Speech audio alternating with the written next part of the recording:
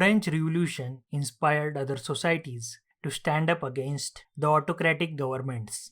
Repercussions of the French Revolution could be heard even in India. Raja Ram Mohan Roy and Derozio talked of the significance of the French Revolution to the people of India in language that they can understand. Each society is different, their culture is different, so their understanding of the message of the French Revolution was different too. In Eastern Europe, Russia was the one country that underwent a radical transformation of the society in this period. Socialism emerged as one of the most powerful ideas to shape the 20th century. Before we go ahead, let us try to define socialism. Socialism is a subjective term. That is, the definition of socialism changes depending on whom you ask. Marx defined socialism in one way, but Lenin interpreted it in another way, and Mao understood it different altogether. So we can say that understanding of socialism varied depending on interpretation and culture of a specific society. It has been said that socialism is a hat that has lost its original shape because everyone wears it. Still, if we have to pick a common points goes like this. Socialists were against private property. They opposed capitalism in varied measure, and they proposed a common ownership of the wealth. So now in this video, we will learn about socialism and socialism in Europe specifically. I have made handwritten notes of this chapter and I want you to follow along with me. I will teach each and every concept which is there in NCERT in layman terms. So you will understand the concept and after that you can refer to these notes. But do not go straight forward to notes because these are handwritten notes and handwritten notes are best understood when you write them in your own words. For the third person, sometimes notes may not make sense. Therefore, I have tried my best to write these notes in better legible handwriting and use doodles every now and then. So it becomes entertaining and easier to comprehend information. Still, to make best use of these notes, follow along with me with this lesson. It's free, I won't take hours and hours of you. It's simple, there are subtitles. If you are having issues with English, you will understand each and every concept that they teach you in class. So let us go ahead. Before digging deep into socialism, let us discuss three types of ideologies prevalent in European society in the 19th and 20th centuries. Intellectuals were divided into three groups, namely liberals, conservatives, and radicals. Let us distinguish them. Liberals were seeking a nation which is tolerant of all religion. They opposed the uncontrolled power of the hereditary king and provided support to individual rights. They wanted an independent judiciary and a representative government which was in parliamentary form elected by the people. But they opposed universal adult franchise, that is, the right of every citizen to vote, and they also opposed voting rights for women. In this sense, they were not democrats. So this is about liberals. Now let us talk about conservatives. Conservatives, as name suggests, opposed radical change. Conservatives opposed radicals and liberals.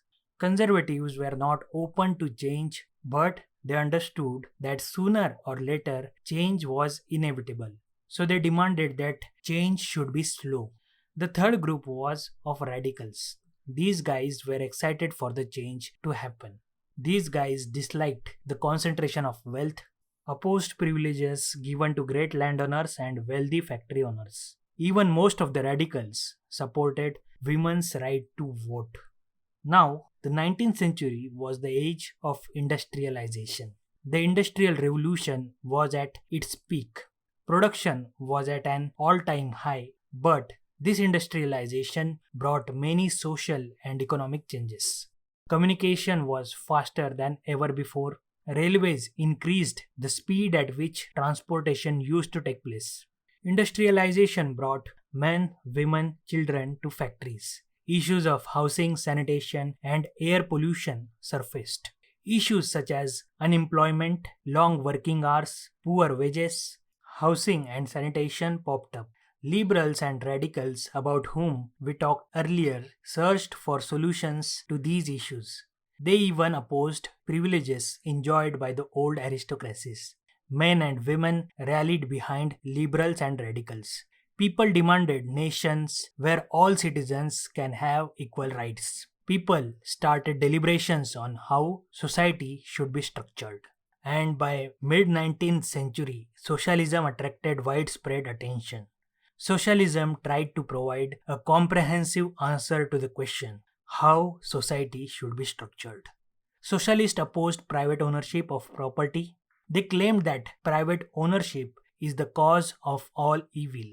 Their argument was that capitalist only concern was profit and they were not concerned about the welfare of the workers. Many socialists provided vision and ideas for the future.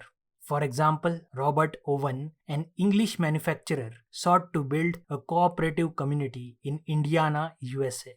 In France, Louis Blanc demanded that government should encourage cooperatives and replace capitalist enterprises. Karl Marx and Engels argued that industrial society was capitalist and profit was produced by workers, but it was entitled to capitalist. To improve their conditions, workers should overthrow capitalism and overthrow the rule of private property radically. And workers should form a communist society where all citizens can have equal rights. Socialist forces fighting for better living and working conditions of workers formed political parties in Germany, Britain, and France. There was even a socialist body formed in Europe to coordinate efforts of socialist and labor parties across Europe called Second International. Though till 1914, socialists never formed a government in Europe successfully. Ideas of socialists did shape legislation formed by the government. The point is that conservatives, liberals, and radicals found it easy to run the government, but socialists were still struggling to achieve this feat. Though one event which happened in the second half of the 19th century, which needs a mention here, is the Paris Commune of 1871. It was a radical socialist, anti-religious government which ruled the town council of Paris for 10 days. Workers, activists, people came together and revolted against an existing system and people's government was formed.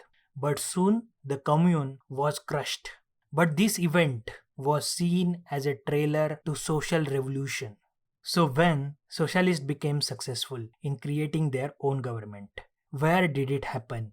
Did social revolution took place in Britain, Germany or France, where socialist ideas originated and evolved, or in some different nation altogether? We will see that in the next episode. You will get the links to the notes in the description below. Thank you.